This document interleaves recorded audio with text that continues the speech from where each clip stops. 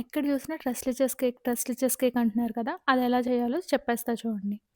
మనకు కావాల్సింది condensed milk, evaporated milk and 35% cream. ఈ మూడిటిని మీకు నచ్చిన రేషియోలో కలిపేయండి. కలిపేసుకొని కొంచెం టేస్ట్ చూసుకోండి. మీ షుగర్ లెవెల్‌కి అడ్జస్ట్ అయితే సరిపోయినట్టే.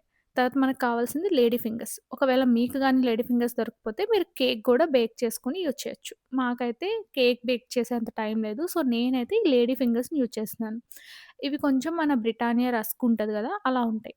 సో, నేనైతే ఆ మిల్క్స్ అన్నీ మిక్స్ చేసుకున్నా గదా! ఆ మిల్క్‌ని వీటి మీద పోర్ చేసుకుంటున్నాను.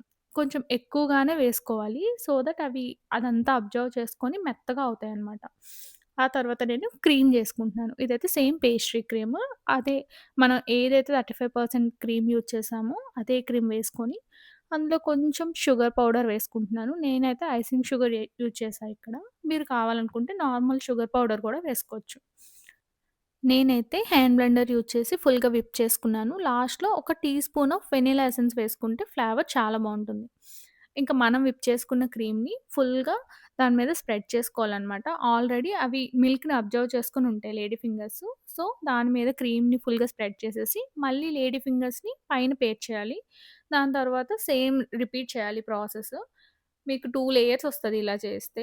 నేనైతే మళ్ళీ కూడా ఆ మిల్క్ మిక్స్చర్ ఏదైతే ఉందో రిమైనింగ్ అది పైన పోర్ చేస్తున్నాను. దాని మీద నేను చేసిన క్రీమ్ మళ్ళీ కూడా స్ప్రెడ్ చేస్తున్నాననమాట సెకండ్ లేయర్.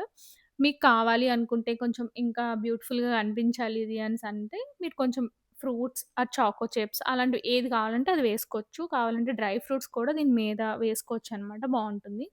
నేనైతే ఏం వేసుకోలేదు. నేను కొంచెం ఇలాచీ పౌడర్ వేసుకున్నాను. నాకు ఆ ఫ్లేవర్ నచ్చుతుంది అని. That's it. చూసారా? చాలా నీట్‌గా రెడీ అయిపోయింది గదా! ఇదైతే చాలా సింపుల్. అసలు మీకేం బేకింగ్ చేయక్కర్లేదు. బేకింగ్ రావాల్సిన అవసరం లేదు. ఒక 15, 20 మినిట్స్‌లో రెడీ అయిపోతుంది ఈ కేక్ అయితే. ఎవరికైనా నచ్చితే ట్రై చేయండి. బాయ్.